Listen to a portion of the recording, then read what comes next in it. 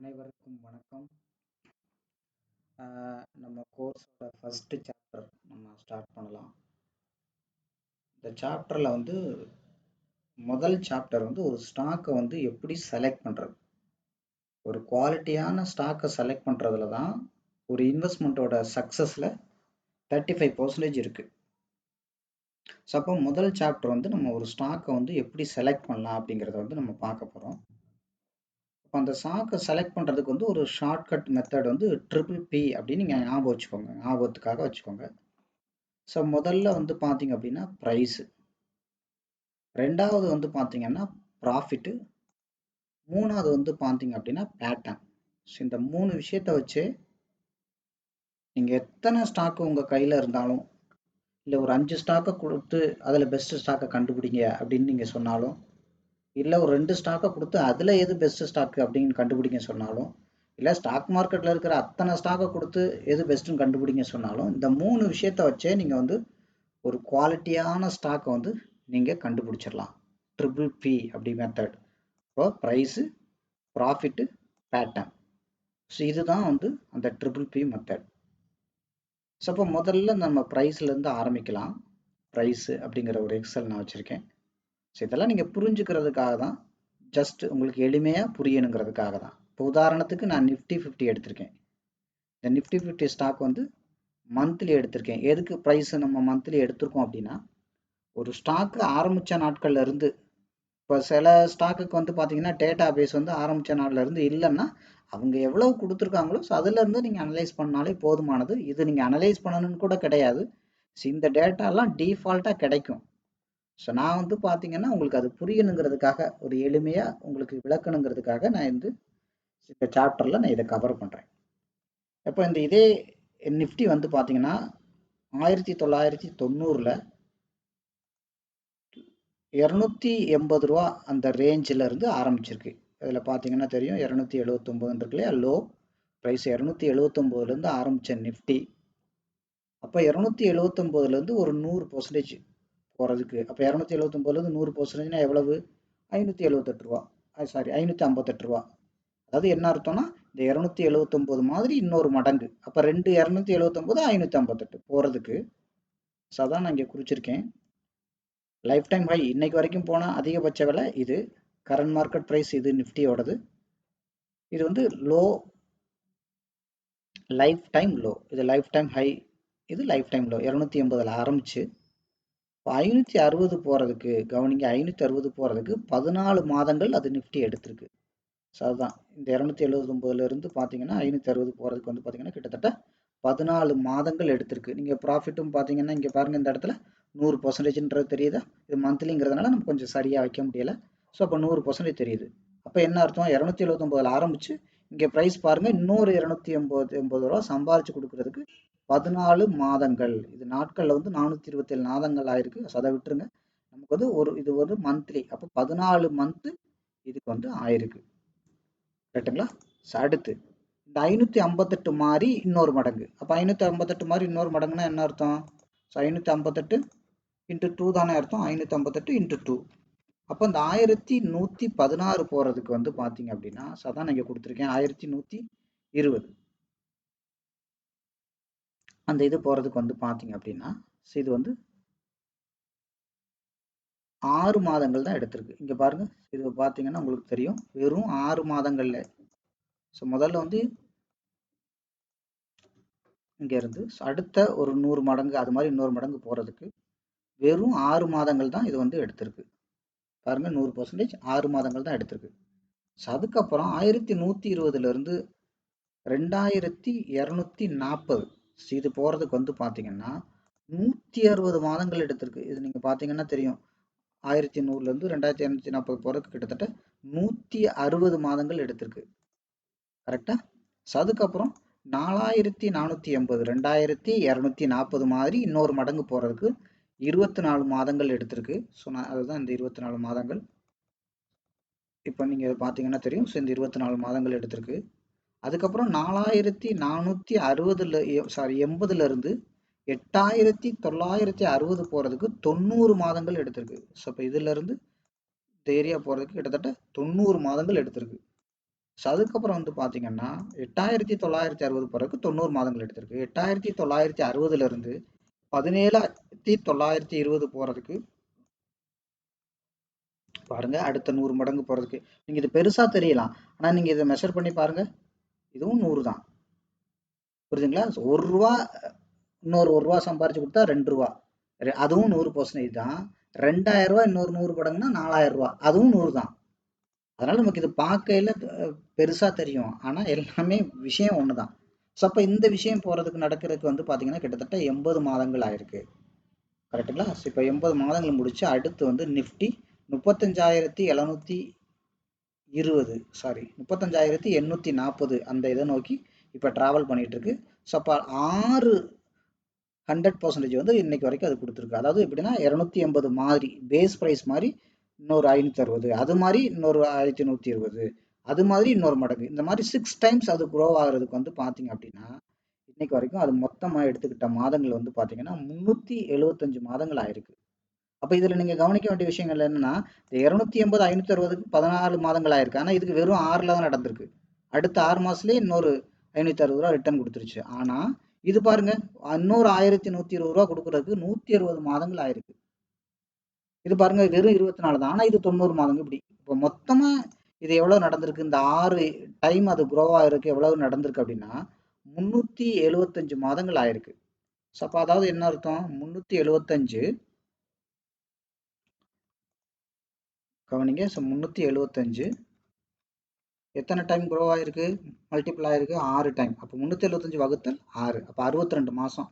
அப்போ 62 மாதம்னா வருஷத்தால பார்த்தோன்னா 12 மாதங்கிறது ஒரு வருஷம். அப்போ வகுத்தல் 12 போட்டிங்கன்னா 5.2, அதாவது ஒவ்வொரு 5 வருஷத்துக்கு ஒரு தடவை நிஃப்டி வந்து ஆவரேஜாக 100 மடங்கு ரிட்டர்ன் கொடுத்துருக்கு. இதுதான் இதில் உள்ள விஷயம், இதுதான் இதோட ப்ரைஸோட விஷயம். அது சில விஷயங்கள் தடவை பார்த்தீங்கன்னா 14 மாதத்துலேயும் நடந்திருக்கலாம், சில 100 தடவை 100% 6 மாதத்துல கூட நடந்திருக்கலாம், சிலதுல 120 கூட நடந்திருக்கு, சிலது 90 கூட நடந்திருக்கு, வெறும் 24 கூட நடந்திருக்கு. ஆனால் மொத்தத்தில் என்ன, இந்த 6 டைம் நிஃப்டி இது வரைக்கும் கம்ப்ளீட் ஆகி, சாரி 7 டைம், ஆமாம் 6 கம்ப்ளீட் ஆகி 7வது நோக்கி ட்ராவல் பண்ணிட்டு இருக்கு. அப்போ 6 டைம் முடிக்கிறதுக்கு மொத்தமாக அதை எடுத்துக்கிட்ட மாதங்கள் எவ்வளவு, 375 மாதம். அப்போ ஆவரேஜாக ஒவ்வொரு 5 வருஷத்துக்கு ஒரு தடவை நிஃப்டி டபுள் ஆகிட்டு இருக்கு. ஸோ இதுதான் இதோட ப்ரைஸை பற்றி நம்ம புரிஞ்சுக்க வேண்டிய விஷயம். ஸோ அப்போ அதே மாதிரி இப்போ நான் உதாரணத்துக்கு ஒரு ஹெச்டிஎஃப்சி பேங்க் எடுக்கிறேன். ஹெச்டிஎஃப்சி பேங்க் இப்போ நம்ம இதில் சாட்டில் வேண்டாம், நான் உங்களுக்கு நேரடியாக இதை வச்சே நான் சொல்கிறேன். இப்போ ஹெச்டிஎஃப்சி பேங்க் எடுத்துக்கிட்டிங்கன்னா இதோட லைஃப் டைம் லோ வந்து 21 ரூபாயில் ஆரம்பிச்சிருக்கு. 21 ரூபாயில இருந்து 42 ரூபா போகிறதுக்கு 21 மாதங்கள் டைம் எடுத்திருக்கு. 42 மாதிரி 84 ரூபா போகிறதுக்கு 18 மாதம் எடுத்திருக்கு. அடுத்து 84, அது மாதிரி இன்னொரு மடங்கு 84 + 84 இல்லை 84 × 2 போகிறதுக்கு 168 ரூபா போகிறதுக்கு 18 மாதம். 168 மாதிரி இன்னொரு மடங்கு போட்டிங்கன்னா 336 ரூபா போகிறதுக்கு 61 மாதம். 672 ரூபா போகிறதுக்கு 51 மாதம். 1344 ரூபா போகிறதுக்கு 45 மாதம். இப்போ 2688 நோக்கி ட்ராவல் பண்ணிட்டு இருக்கு. இப்போ வரைக்கும் 48 மாதங்கள் ஆயிடுச்சு. இன்னும் வந்து அது வந்து 2688 போல. இது லைஃப் டைம் ஹை வந்து இப்போ வரைக்கும் 1810 ரூபா தான் போயிருக்கு. 48 மாதங்கள் ஆயிடுச்சு. அப்போ மொத்தமாக எத்தனை சைக்கிள் போயிருக்கு, 21லேருந்து 42, 1 2 3 4 5 6, இதுவும் 6 டைம் போயிருக்கு. ஹெச்டிஎஃப்சி பேங்கும் 6 டைம் போயிருக்கு. ஆனால் அதுக்கு அதை எடுத்துக்கிட்ட மொத்த மாதங்கள் வந்து பார்த்தீங்கன்னா 214 தான். ஆனால் இதே நிஃப்டி 6 டைம் போனதுக்கு எடுத்துக்கிட்ட மாதங்கள் வந்து 375 மாதம். ஆனால் இதே ஹெச்டிஎஃப்சி வந்து பாருங்க 214 மாதங்கள் தான் எடுத்திருக்கு. அப்போ ஆவரேஜாக 2.9 மாதங்கள், கிட்டத்தட்ட 3 வருஷத்துக்கு ஒரு 3 மாதம் கம்மி. அப்போ ஒவ்வொரு 2.25 வருஷத்துக்கு ஒரு தடவை ஹெச்டிஎஃப்சி பேங்க் வந்து 100% க்ரோ ஆகிட்டே இருக்குது. அதான் இதில் உள்ள விஷயம். நிஃப்டி வந்து பார்த்தீங்கன்னா ஒவ்வொரு 5 வருஷத்துக்கு ஒரு தடவை தான் 100% க்ரோ ஆகுது. இதே ஹெச்டிஎஃப்சி எடுத்துக்கிட்டிங்கன்னா ஒவ்வொரு 3 வருஷத்துக்கு ஒரு தடவை, 2.25 வருஷத்துக்கு ஒரு தடவை க்ரோ ஆகுது. கரெக்டாக? இப்போ பஜாஜ் ஃபினான்ஸ் எடுத்துக்கலாம். இப்போ பஜாஜ் ஃபினான்ஸ் இப்போ மீத உள்ள இதெல்லாம் நான் உங்களுக்கு ஏன் பிளாங்காக விட்டுருக்கேன் அப்படின்னா, இதெல்லாம் உங்களுக்கு ஹோம்ஒர்க். ஸோ நீங்கள் அதை வந்து பண்ணிக்கலாம், பண்ணி பார்த்துக்கோங்க. கரெக்டுங்களா? இப்போ பஜாஜ் ஃபினான்ஸ் எடுத்திருக்கேன்.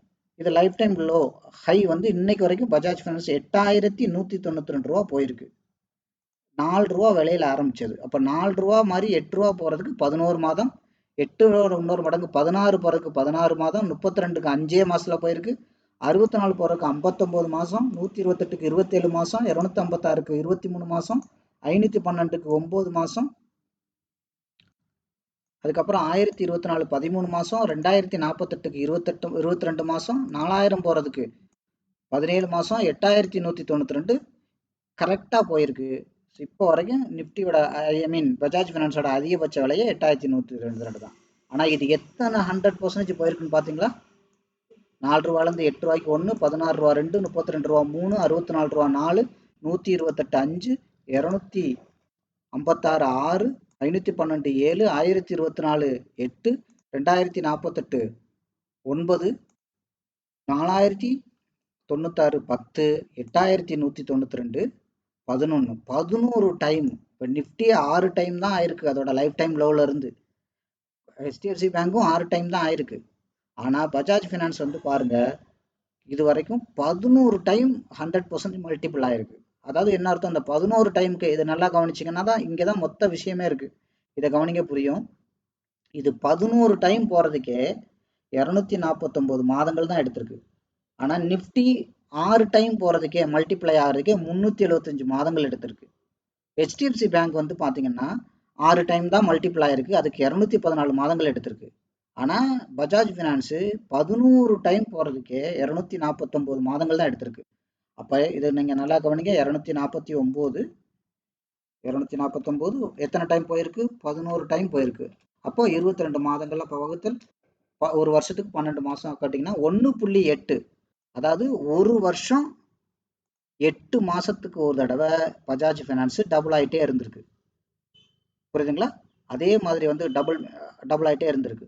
அது மாதிரி நிஃப்டி 50 5 வருஷத்துக்கு ஒரு தடவை டபுள் ஆயிருக்கு.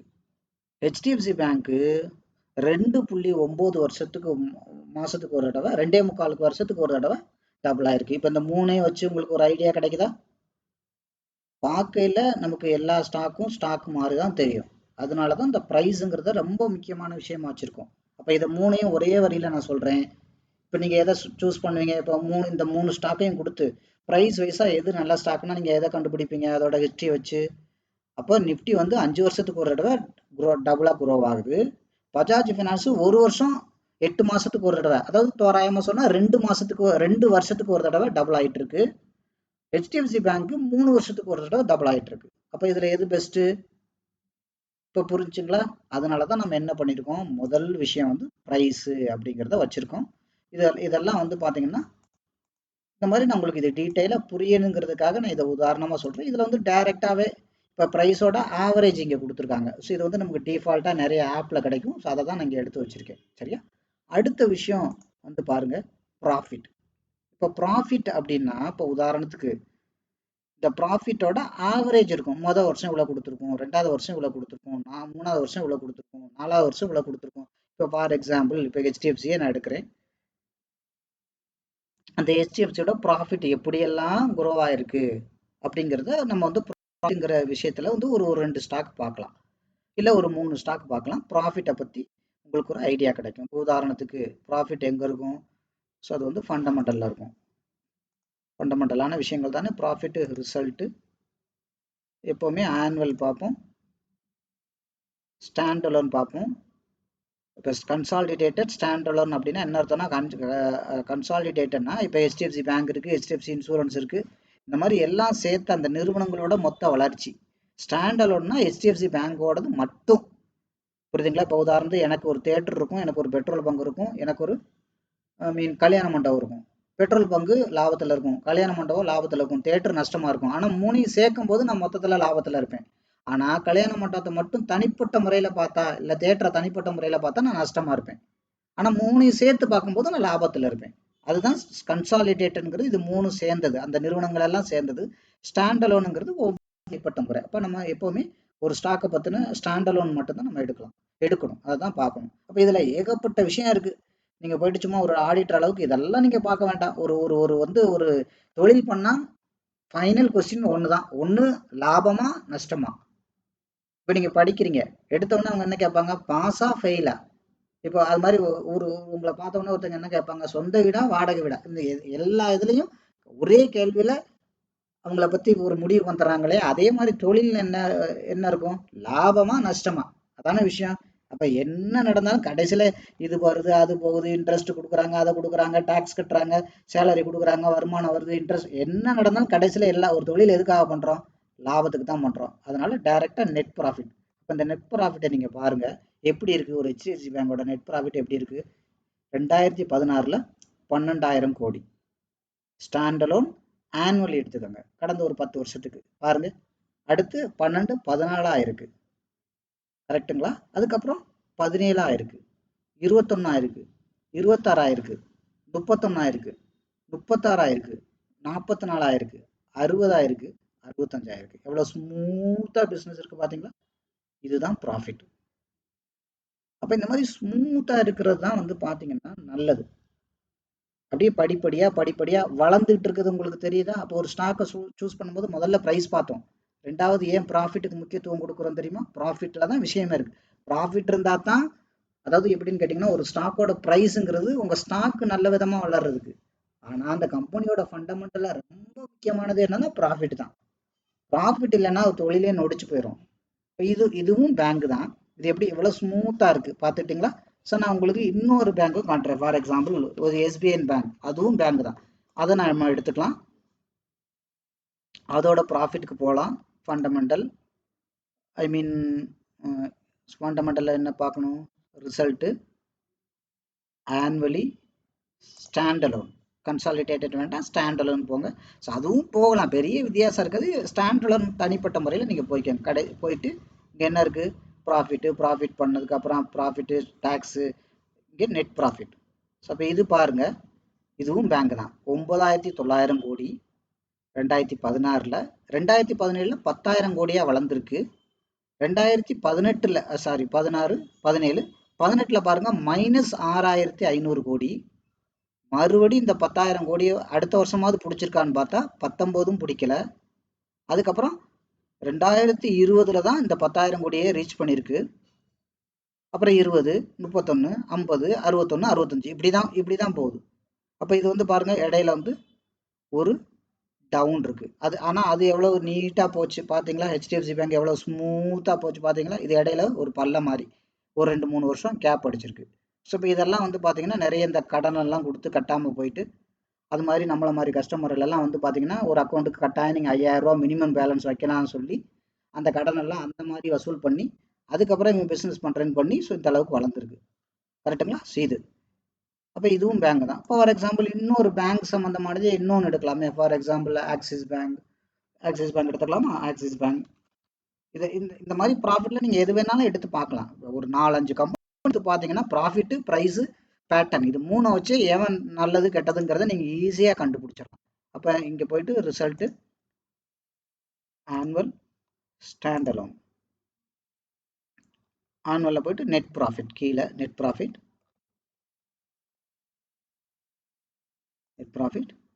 ஸோ இது பாருங்கள். இதை கவனிங்க. இது லாஸ் கிடையாது. ஆனால் இதோட வளர்ச்சியை பார்த்தீங்களா? 8,000, அதுக்கப்புறம் 3,000 தான், வெறும் 270 தான். மறுபடியும் இந்த 8,000 ரீச் பண்ணுறதுக்கு எத்தனை வருஷம் எடுத்திருக்குன்னு பார்ப்போம். 2016ல் 8,000 கோடி, 3,600 தான். அதை விட கம்மி. மறுபடி போன வருஷத்தை விட அதிகமான இந்த பழைய பிஸ்னஸை பிடிக்கல. அப்போ அதுக்கப்புறம் பிடிக்கல, இப்போ தான் பிடிச்சிருக்கு. அப்போ 2016ல் நடந்த பிஸ்னஸை 2022 6 வருஷம் கழிச்சு தான் ரெக்கவரி பண்ணியிருக்கு. ஸோ அதுக்கப்புறம் பாருங்கள், அடுத்த வருஷமாவது அதை அப்கிரேட் பண்ணியிருக்கா? இல்லை. இதுக்கு அடுத்து இப்போ கடந்த ஒரு 2 வருஷமாக தான் இது வந்து அதை வந்து இன்க்ரீஸ் பண்ணியிருக்கு. அப்போ இப்போ 3 சார்ட்டு பார்த்தோம், 3 ப்ராஃபிட்டோட இது பார்த்தோம். HDFC பேங்க்ல அப்படியே சீராக இருக்குது. இயர் ஆன் இயர் வருஷம் ப்ராஃபிட் இன்க்ரீஸ் ஆகிட்டே இருக்குது. தெரியுதா? அதுக்கப்புறம் SBI பார்த்தோம், மைனஸ்லேயே போயிடுச்சு. அதுக்கப்புறம் தான் கொஞ்சமாக ஸ்டெபிளைஸ் ஆகிருக்கு. அது மாதிரி வந்து ஆக்சிஸ் பேங்க் என்ன பார்த்துருக்கோம், மைனஸில் போகலை. ஆனால் ப்ராஃபிட் ஒவ்வொரு வருஷம் ப்ராஃபிட்ல நிறைய வேரியேஷன் இருக்கு, கணிக்கவே முடியல. இப்போ இந்த வருஷம் எவ்வளோ இருக்கும், 8,000 இருக்குமா அப்படின்றத கணிக்க முடியல. 276 இருக்கு, 3,000 இருக்கு, 1,000 இருக்கு, 4,000 இருக்கு, 8,000 இருக்கு. அப்போ அதுக்கடுத்து எப்படி இருக்குங்கிறதே கணிக்க முடியல. மறுபடியும் 6000 வந்துட்டு 13 போச்சு. ஸோ அதுக்கு அடுத்த வருஷமாவது 13 மெயின்டைன் பண்ணால் அதுவும் கடிக்க முடியல. அப்போ சீராக இல்லை ப்ராஃபிட். இப்போ இதே எஸ்பிஐயில் எடுத்துக்கிடுங்க, சீராக இருக்குது, ஆனால் நிறைய ப்ரீவியஸ் ஹிஸ்ட்ரியில் நிறைய லாஸே இருக்குது. அது மாதிரி ஆக்சிஸ் பேங்க் எடுத்துக்கிட்டிங்கன்னா பேலன்ஸ்டாக இல்லை, பிஸ்னஸ் இருக்குது, ப்ராஃபிட் இருக்குது, பேலன்ஸ்டாக இல்லை. அப்போ இதில் எது பெஸ்ட்டு? ஹெச்டிஎஃப்சி பேங்க் தான் நம்பர் 1ல் இருக்குது. ரெண்டாவது ஆக்சிஸ் பேங்க் இருக்குது. மூணாவது எஸ்பிஐ பேங்க் இருக்குது. இப்போ தெரிஞ்சா இதுதான் வந்து ப்ராஃபிட். ரொம்ப சிம்பிளான விஷயம் தான். இதில் வந்து ஏதாவது ஒரு பெரிய இது நீங்கள் போய் எடுத்தோமா, எதுவும் எடுக்கலை, ப்ராஃபிட்.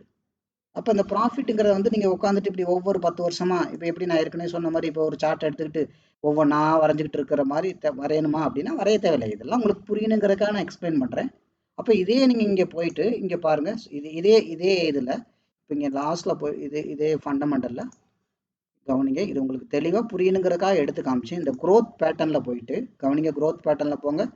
ஸ்டாண்டலோன் 10 வருஷம், கடந்த 10 வருஷத்தோட இங்கே கவனிங்க. ப்ரைஸுக்கு இங்கே இருக்கா 9.30 இருக்கா?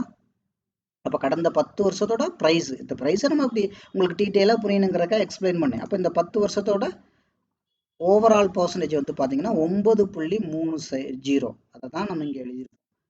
மேபி இப்போ ஆக்சிஸ் பேங்க் நம்ம எடுத்துட்டோம்னா 9.30 9.3 அப்படின்னு நம்ம எழுதியிருக்கோம். அதே மாதிரி வந்து கடந்த 10 வருஷத்தோட ப்ராஃபிட் இங்கே இருக்கா, நெட் ப்ராஃபிட் 14.87.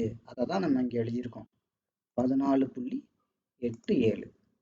அதுக்கப்புறம் ஷேர் ஹோல்டிங் பேட்டர்ன். இந்த பேட்டர்னுங்கிறது மூணாவது பி என்னது, ஷேர் ஹோல்டிங் பேட்டர்ன். அப்போ இந்த பேட்டர்னுங்கிறது இப்போ ப்ரைஸுங்கிறது வந்து பார்த்தீங்க அப்படின்னா ஒரு ப்ரைஸ் நல்ல மூவ்மெண்ட் இருந்தால் தான் உங்களோட பணம் வந்து க்ரோவ் ஆகும். கரெக்டுங்களா? ஒரு ஸ்டாக்கு நல்ல ப்ரைஸ் மூவ்மெண்ட் இருந்தால் தான் சீக்கிரம் உங்களோட பணம் வந்து க்ரோவ் ஆகும். அது மாதிரி ஒரு கம்பெனி வந்து நல்ல ப்ராஃபிட் இருந்தால் தான் அந்த கம்பெனி நீண்ட காலமாக நல்ல லெவலில் இருக்க முடியும். அது ஒரு ஆரோக்கியமான விஷயம். கரெக்டுங்களா? நல்ல ப்ராஃபிட், அதாவது ஒரு ஒரு ஹியூமனோட ஹார்ட் மாதிரி. ஹார்ட் ப்ராஃபிட்டுங்கிறது ஹார்ட் மாதிரி, புரியுதுங்களா? ப்ரைஸுங்கிறது பிரெயின் மாதிரி. ஸோ அடுத்து மூணாவது நம்ம என்ன பார்க்க போகிறோம், பேட்டர்ன். இது நல்ல ப்ரைஸும் இருக்குது, கரெக்டுங்களா? ஸோ அதுக்கப்புறம் நல்ல ப்ராஃபிட்டும் இருக்குது. ஸோ இப்போ அதே இதுக்கு வந்து எவ்வளவு முதலீட்டாளர்கள் அதை வச்சுருக்காங்க. இப்போ நம்ம வந்து ஒரு 2 விஷயம்தான் பார்த்தோம், ப்ரைஸ் பார்த்தோம், ப்ராஃபிட் பார்த்தோம். இவ்வளோதான் இருக்கா ஒரு ஸ்டாக் மார்க்கெட்டு? இல்லை, லட்சக்கணக்கான விஷயங்கள் இருக்குது ஒரு ஸ்டாக்கை கண்டுபிடிக்கிறதுக்கு. இப்போ அவுட்லைனா ஒரு மாப்பிள்ளை பார்க்குறதுக்கு என்ன படிச்சிருக்காரு, என்ன வேலை பார்க்குறாருன்றது ஒரு 2 கொஸ்டின் 3 கொஸ்டின் தான் தெரியும். ஆனால் ரொம்ப டீப்பாக அந்த மாப்பிள்ளைக்கு மேபி ஒரு ஹார்ட்டில் ப்ராப்ளம் இருக்கா அப்படிங்கிறத கண்டுபிடிக்கணும்னா 1000 டெஸ்ட் எடுக்கணும். இந்த மாதிரி ஒவ்வொரு விஷயமும் ரொம்ப டீப்பாக போய் நம்ம பார்க்கணுங்கிற அவசியம் கிடையாது. அதுக்கு பதிலாக நம்ம என்ன பண்ணுறோம், இந்த ஸ்டாக்கை பெரிய முதலீட்டாளர்கள் எவ்வளோ வச்சுருக்காங்க, அதுதான் பேட்டர்ன். இப்போ ஃபார் எக்ஸாம்பிள் நான் உங்களுக்கு புரிகிறபடி சொல்கிறேன். இப்போ பேட்டர்ன் எங்கே இருக்கும், இப்போ இந்த ப்ராஃபிட்டு க்ரோத்து இது ரெண்டும் இந்த ஃபண்டமெண்டலில் இருக்கும், இந்த பேட்டர்ன் ஷேர் ஹோல்டிங்கில் இருக்கும். இப்போ ஃபார் எக்ஸாம்பிள் இதையே நான் உங்களுக்கு எக்ஸாம்பிளாக சொல்கிறேன். இப்போ இந்த பேட்டர்னில் ப்ரொமோட்டர் இதை விட்டுருங்க. எப்போவுமே ப்ரொமோட்டர்னா இந்த கம்பெனியோட ஓனர்ஸ் வச்சுருக்குது. அப்போ இந்த பப்ளிக் அது எவ்வளோ இருக்குன்னு பாருங்கள். லாஸ்ட் குவார்ட்டருக்கு பார்த்தாலே போதும், அந்த பப்ளிக் எவ்வளோ வச்சுருக்காங்க அப்படிங்கிறத பாருங்கள். 91% பப்ளிக்ட இருக்குது. பப்ளிக்ட இருக்குன்னா அந்த பப்ளிக்கில் யார் வருவா, எஃப்ஐஐ ஃபாரின் முதலீட்டாளர்கள், டிஐஐ டொமஸ்டிக் இன்ஸ்டிடியூஷனல் இன்வெஸ்டர்ஸ். இந்த டொமஸ்டிக் இன்வெஸ்டர்ஸ்னால் யார் இருப்பா, இந்தியாவில் இருக்கிற மியூச்சுவல் ஃபண்ட் கம்பெனி, பேங்க்கு, இன்சூரன்ஸு, அதர்ஸ்னால் சின்ன சின்ன ட்ரஸ்ட், இந்த மாதிரி நான் இன்ஸ்டிடியூஷனாக நம்மள மாதிரி ஆட்கள், இவங்க எல்லாம் சேர்ந்து வச்சுருக்கதான் பப்ளிக். ஃபாரினில் இருக்கிற மியூச்சுவல் ஃபண்ட் கம்பெனி, பேங்க்கு, இன்சூரன்ஸ் கம்பெனி, அதர்ஸு, இவங்கெல்லாம் ப்ளஸ்ஸு இந்தியாவில் இருக்கிற மியூச்சுவல் ஃபண்ட் கம்பெனி, பேங்க்கு, இன்சூரன்ஸு, அதர்ஸு, நம்மளை மாதிரி நபர்கள் எல்லாம் சேர்ந்து வச்சுருக்கதான் இந்த 91%. அப்போ இந்த 91%த்தில் இந்த டிஏஏ ஃபுல்லாக விட்டுருங்க. ஏன் இந்த டிஏஏ நான் பார்க்க வேண்டாம்னு சொல்கிறேன்னா, இந்தியாவில் இருக்கிறவங்க எப்போவுமே வந்து பார்த்தீங்கன்னா நாணயமாக நடக்க மாட்டாங்கன்னா என்ன அர்த்தம்னா, காசு வாங்கிட்டு ஒரு கம்பெனி நல்ல ப்ராஃபிட் இல்லாத கம்பெனியும் வாங்குவாங்க, க்ரோத்தே இருக்காத கம்பெனியும் வாங்குவாங்க. இப்போ கூட சமீபத்தில் நிறைய பிரச்சனைகள்லாம் நடக்கும், நீங்கள் கேள்விப்பட்டிருப்பீங்க. அப்போ இந்தியாவில் உள்ளவங்க வந்து பார்த்தீங்கன்னா அந்த ப்ரொமோட்டர் என்ன பண்ணுவாங்கன்னா, அந்த ஒரு மியூச்சுவல் ஃபண்ட் கம்பெனிக்கோ இல்லை பேங்குக்கோ காசெல்லாம் கொடுத்து நல்ல குவாலிட்டியே இல்லைன்னா கூட அந்த ஸ்டாக்கை வந்து வாங்க சொல்லுவாங்க. அப்படிதான் இந்தியாவில் நிறைய கம்பெனி ஓடிட்டு இருக்கு, புரியுதுங்களா? இப்போ நம்ம இந்த ஃபில்டர்லாம் போட்டு இந்த ப்ரைஸு அண்ட் தென் ப்ராஃபிட்டு அதுக்கப்புறம் பேட்டர்ன், இந்த 3 போட்டு நீங்கள் நிஃப்டி 50ல் உள்ள ஸ்டாக்கை நான் காட்டுறேன். நீங்கள் பிரம்மாண்டமாக நினச்சிக்கிட்டு இருக்க ஒரு ஸ்டாக் கூட அங்கே தேடி இருக்காது. இப்போ அந்த மாதிரி ஃபோர்ஜரி பண்ணுவாங்க. இதே எஃப்ஐஐ ஃபாரின் முதலீட்டாளர்கள் வந்து பார்த்தீங்கன்னா அந்த அளவு இங்கே கொடுக்குற லஞ்சம் இந்த மாதிரி விஷயத்துக்குலாம் அவங்க விலை போக மாட்டாங்க. அதனால இந்த டிஏ நம்ம எடுத்துக்கிறதுல எஃப்ஐஐ மட்டும் நம்ம எடுத்துக்கிறோம். அப்போ என்ன அர்த்தம்? இப்போ ஆக்சிஸ் பேங்க் எடுத்துக்கிட்டிங்கன்னா உதாரணத்துக்கு எஃப்ஐஐ மட்டும் எவ்வளோ வச்சுருக்காங்கன்னு பார்த்தா போதும், வேற யார் எவ்வளோ வச்சுருக்காங்கன்னு பார்க்க வேண்டாம். அப்போ எஃப்ஐஐ எவ்வளோ வச்சுருக்காங்க? 51.78% வச்சுருக்காங்க. அப்போ எவ்வளோக்கு 51 எவ்வளோ வச்சுருக்காங்க? அந்த பப்ளிக் வச்சுருக்கிறது மொத்தம் 91.71க்கு. அப்போ 91.71க்கு 51% எஃப்ஐஐ வச்சுருக்காங்க. அப்போ 51 அதாவது என்ன அர்த்தம்? 91க்கு 51% வச்சுருக்காங்க, அதான அர்த்தம். அப்போ 51.78 வகுத்தல் 91.71 இப்போ இன்ட்டு 100 போட்டிங்கன்னா அதாவது என்ன அர்த்தம்? மொத்த பப்ளிக் எவ்வளோ வச்சுருக்காங்களோ அதில் 56% ஃபாரின் இன்வெஸ்டர்ஸ் தான் ஆக்சிஸ் பேங்க் எடுத்து வச்சுருக்காங்க. அப்போ இது வந்து கொஞ்சம் நம்பிக்கையாக இருக்கா? நம்ம கொஞ்சம் பயம் இல்லாமல் இருக்கா? ஏன்னா லோக்கலில் உள்ள வச்சுருக்கிறது பிரச்சனை இல்லை, அவன் வந்து கடன் சொல்லல, காசு வாங்கிட்டு அவன் வச்சுருப்பான், அது பெரிய ஆச்சரியமே இல்லை. ஆனால் ஃபாரின் இன்வெஸ்டர்ஸ் வந்து அவங்க ப்ராப்பராக தான் பண்ணுவாங்க. உண்மையிலே நல்ல குவாலிட்டியான இருக்க ஸ்டாக் மட்டும்தான் ஹை இன்வெஸ்ட்மெண்ட் வச்சுப்பாங்க. இப்போ நான் வந்து இதே தான் 3 பேங்க் நம்ம பார்த்தோம் இல்லையா, நான் எஸ்பிஐ காட்டுறேன். எஸ்பிஐ இதே தான். அப்போது எஸ்பிஐ மொத்தம் பப்ளிக் எவ்வளோ வச்சுருக்காங்க அப்படிங்கிறத பார்த்துட்டு ஸோ அதில் எஃப்ஐஐ எவ்வளோ வச்சுருக்காங்க அதை மட்டும் தான் நம்ம பார்க்க போகிறோம். ஸோ அந்த பர்சன்டேஜ் தான் போட போகிறோம். பப்ளிக் எவ்வளோ வச்சுருக்காங்க? 42% பப்ளிக் வச்சுருக்காங்க. நான் பப்ளிக்னா என்ன சொல்லியிருக்கேன்? ஃபாரினில் உள்ள எல்லா பேங்கு, மியூச்சுவல் ஃபண்ட் கம்பெனி, தனிநபர்கள், இந்தியாவில் இருக்கிற bank, insurance company, mutual fund company, தனிநபர்கள் எல்லாம் சேர்ந்தால் தான் பப்ளிக். அப்போ 42% பப்ளிக் வச்சுருக்காங்க. அதில் 10% தான் நம்ம ஃபாரினில் உள்ளவங்க வச்சுருக்காங்க. அப்போ 10.70. அப்போ என்ன அர்த்தம்? 10.70. அப்போ மொத்தம் பப்ளிக் எவ்வளோ வச்சுருக்காங்க? 42.49. அப்போ இன்ட்டு 100 எவ்வளோ வச்சுருக்காங்கன்னா 10.7 வகுத்தல் 42.49 இன்ட்டு 100 வெறும் 25% தான் வச்சுருக்காங்க. தெரியுதா? நம்ம இதுக்கு எவ்வளோ பார்த்தோம்? 56% பார்த்தோம். இதுக்கு எவ்வளோ வச்சுருக்காங்க பார்த்தீங்களா? வெறும் 25% தான் வச்சுருக்காங்க. உங்களுக்கு தெரியுதா ஏன் வந்து எஸ்பிஐ பேங்க இங்கே வேணால் எஸ்பிஐ பேங்க ஓன்னு சொல்லுவாங்க. இப்போ நீங்கள் ஏற்கனவே பார்த்தோம், ப்ராஃபிட்டில் பார்த்தோம். எஸ்பிஐ பேங்க் ப்ராஃபிட் இருக்கா? இல்லை, போட்டு குதறி கிடக்கு, லாஸு. சில 2-3 வருஷங்கள் பெரிய ப்ராஃபிட் இல்லை. கடந்த ஒரு 2-3 வருஷம் தான் பரவாயில்லாமல் இருக்குது ஓவரால். அதே மாதிரி வந்து பார்த்தீங்கன்னா ப்ராஃபிட்டும் பார்த்தோம், சரியில்லை. அதே மாதிரி வந்து பார்த்தீங்கன்னா share holding pattern axis bank கிட்டத்தட்ட 56%. அப்போ 100 ஸ்டாக் இருக்குன்னா அதில் 56 ஸ்டாக்கு வெளிநாட்டுக்காரன் வச்சுருக்கான். இதே இது வந்து இங்கே வந்து 100 ஸ்டாக் இருக்குன்னா 25 ஸ்டாக்கு தான் வெளிநாட்டுக்காரன் வச்சுருக்கான். அப்போ 75 ஸ்டாக்கு இந்தியாவில் உள்ளதான் வச்சுருக்கான். அப்போ என்ன நடக்கும்?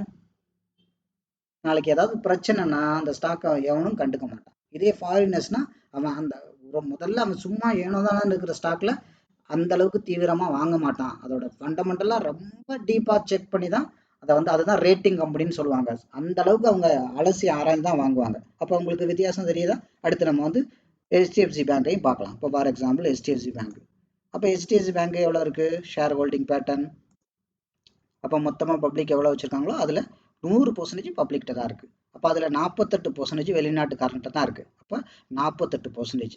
இப்போ உங்களுக்கு ஒரு ஐடியா கிடைக்குதா? HDFC பேங்கோட 48% கிட்டத்தட்ட 50% பக்கத்தில் HDFC பேங்கை வெளிநாட்டுக்காரன் தான் வச்சுருக்கான். 100க்கு 50. ஆக்சிஸ் பேங்கோட 100க்கு 56% வச்சுருக்கான். SBI பேங்கை 100க்கு 25 தான் வச்சுருக்கான். இப்போ வித்தியாசம் புரியுதா? இப்போ இந்த 3 விஷயத்தில் நீங்கள் எடுத்தீங்கனால ஒரு கம்பெனியோட அத்தனை விஷயத்தையும் நீங்கள் ஈஸியாக பார்த்துடலாம். அப்போ நான் வந்து ஒரு நிஃப்டி 50ல் இருக்கிற ஒரு 20 கம்பெனி, 18-20 கம்பெனியை எடுத்து அதில் பெஸ்ட் கம்பெனி எது அப்படிங்கிறத நம்ம இப்போ ஓவரால் நம்ம வந்து பார்க்க போகிறோம். கவனிங்க. அப்போ முதல்ல வந்து பார்த்தீங்கன்னா பஜாஜ் ஃபினான்ஸ். நம்ம ப்ரைஸ் பார்த்தோம் இல்லையா? ப்ரைஸு நான் எப்படி பார்த்தேன் நான் மறுபடியும் உங்களுக்கு சொல்கிறேன். இந்த ஃபண்டமெண்டலில் போயிட்டு ஆட்டோமேட்டிக்காக க்ரோத் பேட்டர்ன் போயிட்டு இங்கே ஸ்டாண்ட் அலோன் இருக்கும். இங்கேயே உங்களுக்கு வந்துடும் ப்ரைஸோட 10 வருஷத்துக்கோட ஆவரேஜ் 14%. அதுதான் நான் இங்கே எழுதியிருக்கேன் 14%. சாரி, பஜாஜ் ஃபினான்ஸ்னு போட்டுக்கிறேன்.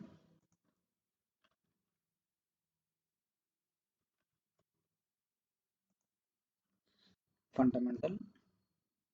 இது பெரிய கொம்பு சுத்துற வேலையெல்லாம் கிடையாது, ரொம்ப சிம்பிள் தான். வீடியோ ஒரு 2 தடவை பார்த்தீங்கன்னா எப்படி போய் எங்கே எடுக்கணுன்றது நமக்கு தெரிஞ்சிடும். ஃபண்டமெண்டலுக்கு 10 வருஷம். இப்போ 36 புள்ளி ப்ரைஸு.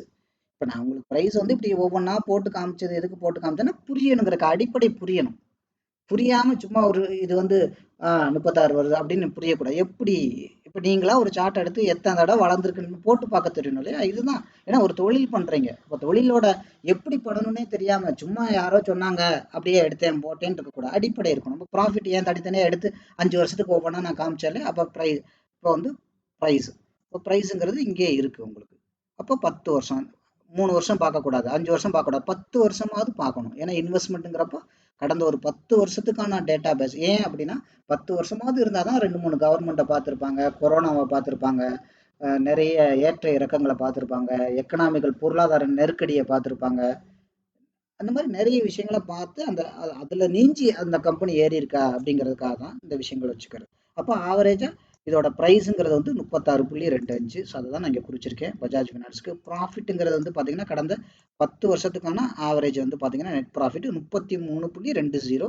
ஸோ அதான் நான் இங்கே குறிச்சிருக்கேன். ஸோ அதே மாதிரி வந்து பார்த்தீங்கன்னா பேட்டர்னா நான் என்ன சொல்லியிருக்கேன், இதே ஷேர் ஹோல்டிங் போங்க, அதில் பப்ளிக் எவ்வளோ வச்சுருக்காங்க, அதில் எஃப்ஐஏ எவ்வளோ வச்சுருக்காங்க, அதோட சதவீதம் தான் இங்கே பேட்டர்ன். அப்போ 45 புள்ளி கவனிங்க. ஸோ 45.30%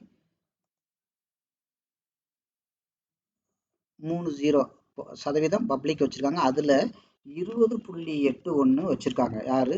வெளிநாட்டுக்காரன் வச்சுருக்காங்க பஜாஜ் ஃபினான்ஸோட ஸ்டாக்கை. அப்போ 45.3 × 100 போட்டிங்கன்னா 45.93% வச்சுருக்காங்க. அதுதான் நான் இங்கே போட்டிருக்கேன். 45.93% நான் வச்சுருக்கேன்.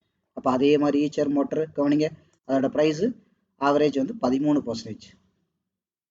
Apollo hospital 19, Adani 16. இப்போ நீங்கள் நல்ல ஸ்டாக்லாம் நினச்சிட்டு இருக்கீங்க பார்த்தீங்களா, அதெல்லாம் பாருங்கள். ரிலையன்ஸ் எல்லாம் 18, சிப்லா 9, டாக்டர் ரெட்டி 5. இப்போ இதிலே டாப், இப்போ நான் என்ன பண்ணுறேன், இதிலே டாப் 5 எடுத்துக்கிறோம். அப்போ பஜாஜ் ஃபினான்ஸ் வந்து அதோட ப்ரைஸு 36% ஆவரேஜாக க்ரோ. நம்ம ஏற்கனவே பார்த்தோம்ல 11 டைமு அது க்ரோ ஆகிருக்கு. அப்போ கட்டாயம் அது ஆகத்தான் செய்யும். 2வது பிரிட்டானியா, 3வது Apollo, Reliance, Adani, MN Mahindra, HL, Bharti Airtel.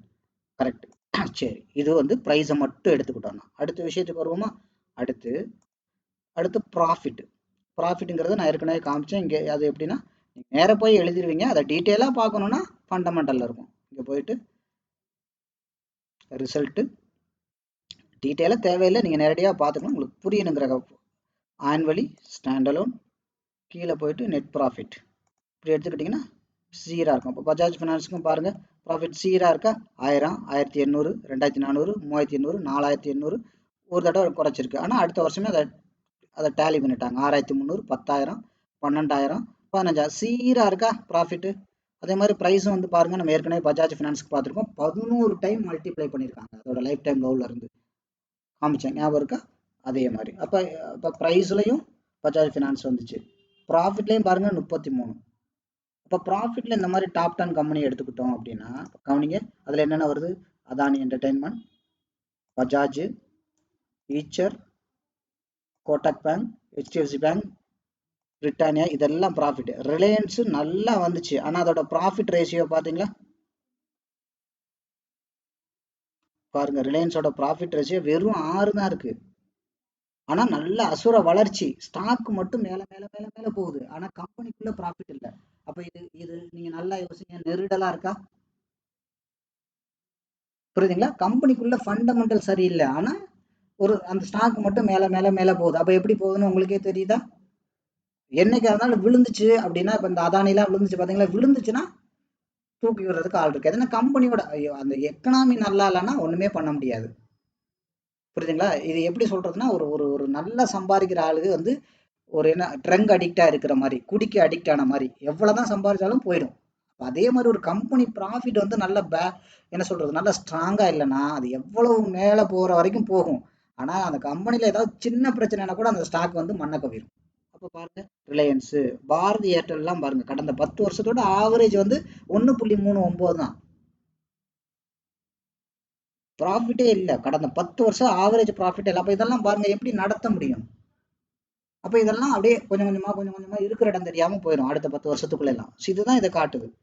அப்போ ப்ராஃபிட்டில் ஸோ இந்த மாதிரி அதே மாதிரி இந்த இந்த பேட்டர்ன் நான் சொன்னேன் இல்லையா, எவ்வளோ வந்து வெளிநாட்டுக்காரங்க வச்சுருக்காங்க, அது ரொம்ப முக்கியம். மூணாவது, ஏன் நாளைக்கு ஒரு ஸ்டாக் விழுந்தது அப்படின்னா நிறைய வெளிநாட்டுக்காரன் வச்சுருந்தாங்க, அந்த ஸ்டாக் வந்து மறுபடியும் விலை குறைஞ்சி, இல்லை அந்த கம்பெனியில் ஏதோ ஒரு சின்ன ப்ராப்ளம், இல்லை எக்கனாமிக்கலாக பிரச்சனை, அந்த ஸ்டாக்கு குறைஞ்சாலும் இன்னும் வந்து அதிகமாக இன்வெஸ்ட் பண்ணி அந்த ஸ்டாக் வந்து மேலே தள்ளுவாங்க, நல்ல டிமாண்டை மெயின்டைன் பண்ணுவாங்க. நான் ஏற்கனவே சொன்னதான், இது வந்து ப்ரைஸு, இது வந்து ப்ராஃபிட்டு, இது வந்து அது இது என்ன அர்த்தம் உங்களுக்கு புரிஞ்சுக்கோங்க. இந்த ப்ரைஸுங்கிறது ஒரு ஒரு பிரைன் மாதிரி, ப்ராஃபிட்ங்கிறது ஹார்ட் மாதிரி, புரியுதுங்களா? பிரெயின் கூட டெட் ஆயிரும், ஆனால் ஹார்ட் வேலை செய்யலைன்னா அது பணம் தான். பிரெயின் டெட் ஆகி ஹார்ட் மட்டும் வேலை செஞ்சு 10 வருஷம் 20 வருஷம் உயிரோட இருக்கிறான்லாம் இருக்கு. இந்த பேட்டர்னுங்கிறத வந்து கால் மாதிரி, பிரெயினும் நல்லா வேலை செய்யும், காலும் ஐ மீன் ஹார்ட்டும் நல்லா வேலை செய்யுது, ஆனால் முதுகெலும்பு வேலை செய்யலை, ஆள் எந்திரிச்சே நிற்க முடியல, கோமா ஐ மீன் பேரலைஸ் ஆகி பக்கவாதம் ஆகி கிடக்காருன்னா என்ன புண்ணியம்? பிரெயின் நல்லா வேலை செய்யுது, ஹார்ட் நல்லா வேலை செய்யுது, ஆனால் அவரால் எந்திரிக்க முடியாது, கால் அந்த முதுகு தண்டு நரம்பு கால் எல்லாம் போச்சு, பக்கவாதம், படுத்த படுக்கையாக கிடக்காரு, என்ன புண்ணியம்?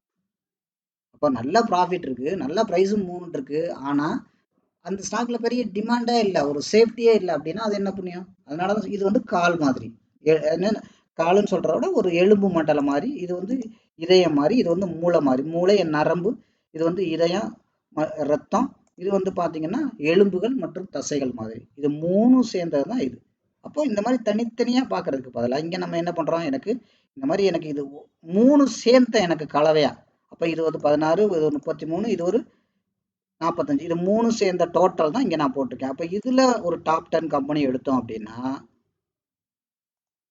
அதில் தான் இந்த கம்பெனிலாம் வருது. கவனிங்க, பஜாஜ் ஃபினான்ஸு, அதோட மொத்த மதிப்பெண்கள் பாருங்கள், ப்ரைஸில் 36 இருக்குது, ப்ராஃபிட்டில் 36 இருக்குது, பேட்டர்னும் நல்லா இருக்குது, 45 இருக்குது, கிட்டத்தட்ட இது எல்லாமே வந்து பார்த்தீங்கன்னா ஒரு 35% மேலே இருக்குது. அப்போ 115 டோட்டல் ஃபர்ஸ்ட் பிளேஸ். ரெண்டாவது Eicher Motor, Apollo Hospital, Adani Entertainment. நீங்கள் என்றைக்கும் இப்போ எடுத்து பாருங்கள், அதானி எனர்ஜி சொல்யூஷன்ஸு, அதானியோட நிறைய ஸ்டாக் மைனஸில் இருக்கும். ஐ மீன் இன்றைக்கும் நீங்கள் அதானியை எடுத்து பாருங்கள், அது இன்றைக்கும் நல்ல ப்ராஃபிட்டில் தான் இருக்குது. அதான் சொல்லல, அடிப்படை நல்லா இருந்ததுன்னா அந்த ஸ்டாக்கை, அது மாதிரி பவர் கிரிட், கவர்மெண்ட் ஸ்டாக்லேயே பெஸ்ட்டு ஹெச்டிஎஃப்சி பேங்க். நம்ம ஏற்கனவே 2-3 உதாரணத்தில் கூட ஹெச்டிஎஃப்சி பேங்க் பார்த்துருக்கோம், கோட்டக் பேங்க், ஆக்சிஸ் பேங்க். இப்போ பார்த்தீங்களா, பேங்க் செக்டாரில் இந்த 3 வந்திருக்கு, ஆனால் ஆக்சிஸ் பேங்க்கு ஏன் பின்னாடி போச்சு தெரியுதுங்களா? அப்போ க்ரோத்து கம்மியாக தான் இருக்குது, ப்ராஃபிட்டும் கம்மியாக தான் இருக்குது, ஆனால் பேட்டர்ன் மட்டும் கொஞ்சம் நல்லா இருக்குது. ஸோ அப்போ ஆவரேஜாக அது ஒரு 7வது 8வது இடத்துக்கு மகேந்திரா அண்ட் தென் பிரிட்டானியா இந்த அந்த ஆர்டர் பார்த்தீங்கன்னாலே உங்களுக்கு தெரிஞ்சு. ரிலையன்ஸ்லாம் பாருங்கள் 15வது இடத்துக்கு போயிடுச்சு. ஆனால் வெளியில் பார்த்தீங்கன்னா ரிலையன்ஸ்னு சொல்கிறது நல்லா இருக்கும், ஆனால் வேலைக்கு ஆகுது, ஏன்னா உள்ளுக்குள்ள பிரச்சனை. அது சும்மா எல்லாமே பொலிட்டிக்கல் சப்போர்ட்டில் ஏதோ வண்டி ஓடிட்டு இருக்கு, புரியுதுங்களா? ஸோ அந்த மாதிரி விஷயங்கள் எல்லாமே.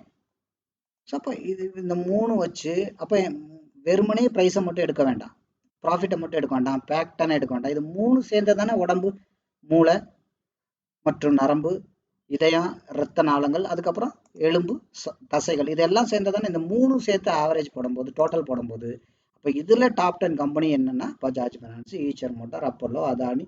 அதானியில் என்டர்டெயின்மெண்ட்டும் புதுசாக பண்ணுறவங்க இந்த அதானி என்டர்டெயின்மெண்ட்டும் வேண்டாம், ஏன்னா ஆல்ரெடி கொஞ்சம் நெகட்டிவில் இருக்குது.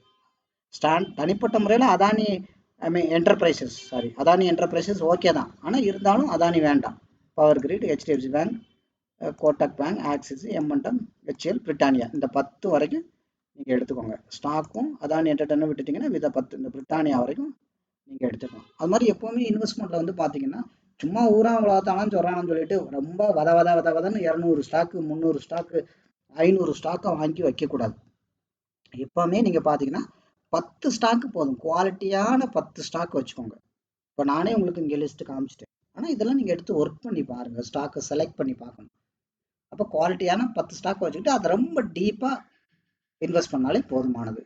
எக்ஸ்ட்ரா வேணும்னா நிஃப்டி 50 பீஸ், நிஃப்டி பீஸ் இருக்குது, அது வச்சுக்கலாம். நிஃப்டி ஐ மீன் கோல்டு பீஸ் இருக்குது, அது 2 வச்சுக்கோங்க. 10லேருந்து 12 ஸ்டாக் போதும், ரொம்ப ஒய்டாக போகாதீங்க, ரொம்ப ஸ்டாக் மார்க்கெட்டில் ரொம்ப டெப்த்தாக போங்க. இந்த 10 எடுத்துக்கிட்டு இதோட ஃபண்டமெண்டல் இந்த மாதிரி விஷயங்கள், இதில் ஏதாவது நியூஸ் வருதா, இதில் என்ன நடந்திருக்கு, இதோட ப்ரைஸ் என்ன, இதெல்லாம் நீங்கள் ஃபாலோ பண்ணாலே போதும். இப்போ இதுதான் நம்மளோட சாப்டர் 1. அப்போ ஒரு ஸ்டாக்கை வந்து எப்படி செலக்ட் பண்ணுறது, அப்போ அதுக்கு நம்ம 3 விஷயம் பார்த்தோம். ஒன்று ப்ரைஸு, ப்ராஃபிட்டு, பேட்டர்ன். இப்போ ப்ரைஸ்னால் என்ன, அது ஓப்பனிங்லேருந்து லைஃப் டைம்லேருந்து எத்தனை மடங்கு அது க்ரோ ஆகிருக்கு, அதுதான் ப்ரைஸு. ப்ராஃபிட்டுங்கிறது என்ன, கடந்த 10 வருஷமாக ஆவரேஜாக எவ்வளோ ப்ராஃபிட் கொடுத்துருக்கு. பேட்டர்னா என்ன, இதை வந்து எவ்வளவு வெளிநாட்டு முதலீட்டாளர்கள் வச்சுருக்காங்க. இந்தியாவில் இருக்கிற ஆளை வச்சுக்காதீங்க, அவங்க அத்தனை பேரும் ஃப்ராடு. அதனால தான் நம்ம ஃபாரினர்ஸ் எடுத்துக்கிறோம். எத்தனை வெளிநாட்டு முதலீட்டாளர்கள் வச்சுருக்காங்க, அப்போ அதுதான் அதோட டிமாண்ட். எவ்வளோ அந்த கம்பெனியில் எவ்வளோ நல்ல ப்ராஃபிட் இருக்குது, அதுதான் அந்த அந்த ஸ்டாக்கோட என்ன சொல்கிறது சேஃப் மெத்தட் மாதிரி. அதுக்கு மாதிரி ப்ரைஸு. ஏன்னா ப்ரைஸ் நல்லா இருந்தால் தான் நீங்கள் வாங்கி வச்ச ஸ்டாக் கிடைக்கும். ப்ரைஸ் நல்லா இருந்தால் தான் உங்களுக்கு இபிஎஸ் கிடைக்கும், டைரக்ட் இதெல்லாம் கிடைக்கும். அது மாதிரி ப்ராஃபிட் நல்லா இருந்தால் தான் இபிஎஸ் கிடைக்கும். அது மாதிரி ப்ராஃபிட் நல்லா இருந்தால் தான் டிவிடெண்ட் கிடைக்கும். ப்ராஃபிட் நல்லா இருந்தால் தான் முதல்ல அந்த கம்பெனி நல்ல உயிரோட்டமாக இருந்தால் தான் அந்த ஸ்டாக்கே இயங்க முடியும். புரியுதுங்களா? ஸோ இது 3 வந்து ரொம்ப முக்கியமான விஷயங்கள். இது 3 வச்சு தான் நம்ம வந்து ஒரு ஸ்டாக்கை வந்து செலக்ட் பண்ணணும். இப்போ இந்த வீடியோ வந்து நீங்கள் சாப்டர் 1ங்கிறது ரொம்ப ரொம்ப ரொம்ப முக்கியமான, இதுலேயே நம்ம வந்து 35% நம்ம சக்ஸஸ் பண்ணியாச்சு. கரெக்டுங்களா? அடுத்து சாப்டர் 2 நம்ம என்ன பார்ப்போம், இதை வந்து இன்னும் டீட்டெயிலாக பார்ப்போம். ப்ரைஸ் பார்த்தாச்சு, இந்த 10 ஸ்டாக் தான் அப்படின்றத நம்ம எடுத்துட்டோம். சரி, இப்போ இந்த 10 ஸ்டாக் வந்து அடுத்து நம்ம சாப்டர் 2ல் என்ன பார்ப்போம், இந்த ஸ்டாக்கோட ஒரிஜினல் ப்ரைஸ் என்ன அப்படிங்கிறத பார்ப்போம். தங்கம் தான் கரெக்டாக, இடம் தான், அதுக்காக அவன் சொன்ன விலைக்கு வாங்கிடுவோமா? அப்போ அந்த இடத்துல ஒரிஜினல் ப்ரைஸ் என்ன, இப்போ இந்த ஒரிஜினல் ப்ரைஸு அப்படி அதுக்கு மேலே இப்போ ட்ரேட் அந்த ஸ்டாக் வந்து இப்போ விற்பனை ஆகிட்டு இருக்கா, இல்லை ஒரிஜினல் ப்ரைஸுக்கு கீழே விற்பனை ஆகிட்டு இருக்கா? ஸோ அதை பார்ப்போம். ஒரு ஸ்டாக்கோட ஒரிஜினல் ப்ரைஸ் என்ன, ஓவர் வேல்யூ அண்டர் வேல்யூம்பாங்க. வாரன் பஃபெட்லாம் சொல்கிறாரு இல்லையா, ஒரு ஸ்டாக்கை வந்து நல்ல வேல்யூ பார்த்து வாங்கணும். அந்த ஸ்டாக்கோட பிராண்டு பார்த்து வாங்கக்கூடாது. இப்போ ஹெச்டிஎஃப்சி ஸ்டாக்கு சூப்பர் அப்படின்னு வாங்கக்கூடாது. ஹெச்டிஎஃப்சினாலும் ஸ்டாக்கு தான், புரியுதுங்களா? இடம் தான். இப்போ கோயம்புத்தூர்ல ஒரு இடம், சென்னையில் ஒரு இடம். ஆனால் சென்னை கோயம்புத்தூர்னு பார்க்கறத விட இந்த வேல்யூ, இந்த ஏரியாவுக்கு இந்த வேல்யூ ஓகேவான்னு தானே பார்த்து வாங்குறோம். வேல்யூ தான் நம்மளை காப்பாற்றும், சும்மா அந்த பிராண்டு நம்மளை காப்பாற்றும். ஸோ அப்போ ஒரிஜினல் ப்ரைஸை விட ஓவர் வேல்யூவில் இருக்கா அண்டர் வேல்யூவில் இருக்கா. ஸோ அதுக்கப்புறம் எந்தெந்த இடத்துல எல்லாம் நம்ம இந்த ஸ்டாக் வாங்குது, என்னென்ன ப்ரைஸ்லாம் வாங்கலாம். அதுக்கப்புறம் வந்து 3வது என்ன பார்ப்போம், அந்த ஸ்டாக்ல வந்து டிமாண்ட் இருக்கா. நல்ல நல்ல அண்டர் வேல்யூல கூட இருக்கும், டிமாண்ட் இல்லாத வாங்கி வச்சு என்ன பண்ண போறீங்க. இப்போ டிமாண்ட் இருந்தால் தானே, இப்போ ஒரு இடம் இருக்கு, குறைச்ச விலையில கிடைக்குன்னு வாங்கிடுறீங்க, ஆனால் டிமாண்டே இல்லை அந்த இடத்துக்கு. அப்போ நீங்கள் நாளைக்கு விற்கணும்னா என்ன பண்ணுவீங்க, இல்லை அந்த இடத்துல எப்படி ப்ராஃபிட் வரும். ஸோ 3வது அந்த இதை 3வது சாப்டரில் அந்த இதோட ப்ராஃபிட் வந்து பார்க்க போகிறோம். அடுத்து 4வது சாப்டரில் என்ன பார்ப்போம், சரி எல்லாம் கரெக்டு, எப்படி என்கிட்ட வந்து ஒரு 10,000 ரூபா இருக்குது, இல்லை என்கிட்ட வந்து 1,00,000 ரூபா இருக்குது, இந்த 10 ஸ்டாக்கு நான் எப்படி இதை இன்வெஸ்ட் பண்ணுறது, இந்த இதை வந்து நான் ஷார்ட் டேர்முக்கு எவ்வளோ கொடுக்கணும், மிட் டேர்ம் இன்வெஸ்ட்மெண்ட்டுக்கு நான் எப்படி கொடுக்க போகிறேன், லாங் டேர்ம் இன்வெஸ்ட்மெண்ட்டுக்கு நான் எவ்வளோ ஒதுக்க போகிறேன். இப்போ உதாரணத்துக்கு பலதரப்பட்ட விஷயங்களுக்காக நீங்கள் இன்வெஸ்ட் பண்ணுவீங்க. இப்போ உதாரணத்துக்கு எனக்கு வந்து ஒரு இப்போ வேண்டாங்க, என் பையனோட கல்யாணத்துக்காக நான் ஸ்டாக் மார்க்கெட்டில் கொஞ்சம் கொஞ்சமாக வாங்கி சேர்க்க போகிறேன், அடுத்து ஒரு 10 வருஷம் டைம் இருக்குது, இதை ஒரு லாங் டேர்ம்னு வச்சுக்கலாம். இல்லை எனக்கு வந்து ஒரு 5 வருஷம் தான் டைம் இருக்குது, இல்லை எனக்கு வந்து ஒரு வருஷம் தான் டைம் இருக்குது, அதுக்குள்ளே நான் ஒரு ஒரு ஒரு பெஸ்ட்டு ஸ்டாக்கை வாங்கி நல்ல ரிட்டர்ன் எடுக்கணும். அப்போ நான் எந்த ப்ரைஸில் வாங்கணும், எந்த இடத்துக்கு தான் நான் கரெக்டாக வாங்கினா எனக்கு ஷார்ட் டேர்மாகவே நல்ல ரிட்டர்ன் கிடைக்கும். ஷார்ட் டேர்ம்னா ஒரு 6 மாதம் ஒரு வருஷத்துக்குள்ளே எனக்கு 60% 70% கூட ரிட்டர்ன் எப்படி கிடைக்கும். இது எல்லாமே வந்து பார்த்தீங்க அப்படின்னா ஃபண்ட் மேனேஜ்மெண்ட்டில் நம்ம பார்க்க போகிறோம். புரியுதுங்களா? ஸோ அதுக்கப்புறம் 5வது வந்து பார்த்தீங்கன்னா அடிப்படையான விஷயங்கள், இது எப்படி நீங்கள் சரியாக பண்ணுறது, இதுக்கு நீங்கள் என்ன மாதிரிலாம் ஃபாலோ பண்ணணும், என்னென்ன தவறுகள்லாம் பண்ணக்கூடாது. ஸோ இதெல்லாம் 5வது சாப்டரில் பார்க்க போகிறோம். ஸோ இதுதான் நம்மளோட சாப்டர் 1. ஸோ இந்த சாப்டர் 1 உங்களுக்கு வந்து தெளிவாக புரிஞ்சிருக்கும்னு நினைக்கிறேன். ரொம்ப எஃபெக்டிவான விஷயம். நீங்கள் போய் உலகத்தில் எங்கே எடுத்தாலும் நான் சொல்லிக் கொடுக்குற இந்த விஷயங்கள் எல்லாம் நீங்கள் உலகத்தில் எந்த யூடியூப் சேனல் எந்த போய் கோர்ஸ் நீங்கள் சேர்ந்தாலும் இது இருக்காது. கரெக்டுங்களா? ஸோ அடுத்தடுத்த விஷயங்கள் எல்லாம் நம்ம வந்து பார்க்கலாம். ஏதாவது டவுட்டுன்னா நீங்கள் வந்து ஸோ அடுத்தடுத்த செஷன் நமக்கு நடக்கும்போது நீங்கள் வந்து கன்சல்ட் பண்ணிக்கலாம். இந்த வீடியோவை நீங்கள் குறைஞ்சி ஒரு 2லேருந்து ஒரு 3 டைம் நீங்கள் வாட்ச் பண்ணுங்கள். இதில் காமிச்சிருக்க எல்லா ஒர்க்கையும் எடுத்து நீங்கள் கொஞ்சம் கொஞ்சமாக ஒர்க் பண்ணுங்கள். ஸோ ஒர்க் பண்ணி நிறைய ப்ராக்டிஸ் பண்ணி இந்த ஸ்டாக்கே அப்படியே நீங்கள் பண்ணாமல் நீங்கள் ஒரு 10 ஸ்டாக் எடுத்து வேறு ஸ்டாக் எடுத்து ப்ராக்டிஸ் பண்ணிவிட்டு ஸோ அதுக்கப்புறம் வேணால் இதை நீங்கள் யூஸ் பண்ணுங்கள். அது மாதிரி இதெல்லாம் வருஷத்துக்கு ஒரு தடவை நம்ம இதெல்லாம் நம்ம அப்டேட் பண்ணிட்டா போதும். இப்போ 2023 ப்ராஃபிட் நம்ம வந்துடுச்சு அப்படின்னா 2024 ப்ராஃபிட் வந்தோடனே என்ன பர்சன்டேஜ் மாறி இருக்கு பார்த்தா போதும், ப்ரைஸ் சேஞ்சஸ் பார்த்தா போதும், அப்போ இருக்கிற ஷேர் ஹோல்டிங் பேட்டர்ன் பார்த்தா போதும். இது வந்து சும்மா ஏனோ தானெல்லாம் பெருசாக மாறாது. அது மாதிரி இந்த மாதிரி ஃபண்டமெண்டல் உள்ள ஸ்டாக்லாம் நெகட்டிவ் ஆனாலும் அதுக்கான சிம்டம்ஸ்லாம் நமக்கு காட்டிடும். நம்ம அட்வான்ஸாகவே அந்த ஸ்டாக்ல இருந்து நம்ம வெளியில் வந்துடலாம். நம்மளோட சாப்டர் 1 வந்து முடியுது. ஸோ அடுத்தடுத்த சாப்டர் 2 எல்லாம் ரொம்ப எளிமையாக இருக்கும். அதான் நான் சொல்லுவேன் இல்லையா, அடிக்கடி 100% நீங்கள் வந்து இதை வந்து நீங்கள் வந்து ஈஸியாக ஸ்டாக் மார்க்கெட்டில் சம்பாதிக்க முடியும். இப்போ நம்ம சாப்டர் இந்த வந்து என்ன பண்ணலான்னு இருக்கேன், இந்த சாப்டர் 1 வந்து நான் வந்து நம்மளோட யூடியூப் சேனலில் நான் அப்லோட் பண்ணலான்னு இருக்கேன். ஸோ அதுக்கப்புறம் உங்களுக்கு சாப்டர் 2, சாப்டர் 3, 4 and 5 இந்த 3 தெரிஞ்சாலே போதும். 100% நீங்கள் சம்பாதிக்கலாம், 100% சம்பாதிக்கலாம். புரியுதுங்களா? ஸோ அவ்வளோ எளிமையாக இருக்கும். ஸோ அதெல்லாம் வந்து பார்த்தீங்கன்னா நீங்கள் மறுபடியும் நீங்கள் பே பண்ணால் தான் அந்த சாப்டர் 2, 3, 4, 5 அதோட வீடியோலாம் உங்களுக்கு கிடைக்கும். சரி, ஓகேங்களா? அனைவருக்கும் மார்க்கெட் 24/7 சார்பாக நன்றிகள்.